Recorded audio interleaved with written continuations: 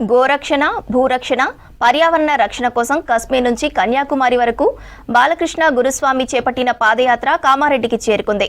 80 రోజుల తర్వాత 9 రాష్ట్రాలు 2500 కిలోమీటర్లు నడిచి కామారెడ్డి పట్టణానికి చేరుకున్నారు. అయ్యప్ప సేవా సంఘం, శ్రీ అయ్యప్ప అన్నప్రసాద సేవా సమితి ఆధ్వర్యంలో వందలాదిగా అయ్యప్ప స్వాములు, గోభక్తులు పాదయాత్రలో పాల్గొన్నారు. 22న హైదరాబాద్ బషీర్బాగ్ అమ్మవారి దేవాలయానికి పాదయాత్రగా చేరుకోనున్నారు. తర్వాత చార్మినార్ భాగ్యలక్ష్మి అమ్మవారి దేవాలయం వరకు నడిచి సప్త గోవులకు గో మహాహారతి నిర్వహించనున్నట్లు బాలకృష్ణ గురుస్వామి తెలిపారు.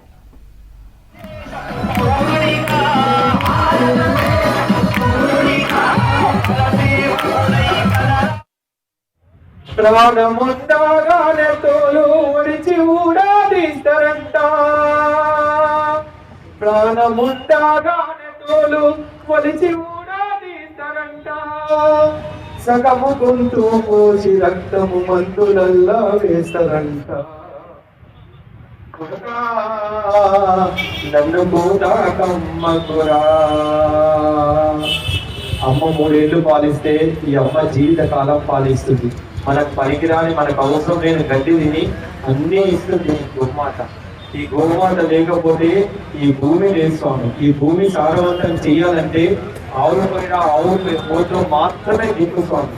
ప్రపంచంలో అందుకే ఆవును విశ్వమాత అంటారు. విశ్వమాత ఎందుకంటారంటే చాలా మంది తెలియదు ఏంటంటే ఆవుకు భూమికి ఉన్న అవినాభావ సంబంధం ఏంటి. ఈరోజు పంచభూతాల్లో ఈ భూమి కాపాడబడాలంటే మనం ఆహారం తింటున్నాం కదా, ఈ భూమికి కూడా ఆహారం ఉంది. ఆ ఆహారమే ఆవు పేడ, ఆవు మొత్తం.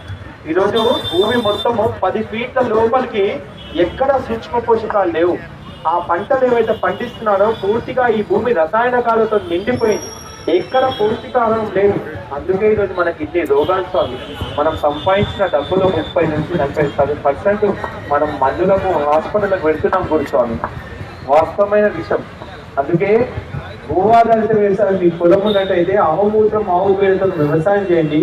ఆ పంటల ద్వారా వచ్చిన పంటలతో ఆరోగ్యంగా అట్లీస్ట్ మీ కుటుంబం 70 నుంచి 100 సంవత్సరాలు బతికే అవకాశం వాళ్ళకి ఇవ్వండి స్వామి.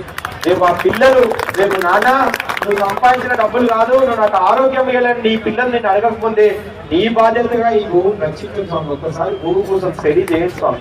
ఒక్కసారి నీ ఒక గంట మీ విలువైన సమయంలో 1 గంట 2 గంటల ధర్మానికి గోవు కోసం ఇయ్యండి స్వామి. మన ధర్మం కోసం మీ ధర్మం కోసం అవసరం కానీ మీ డబ్బెందుకు, మీ శరీరం ఎందుకు ఒక్కసారి ఆలోచించండి.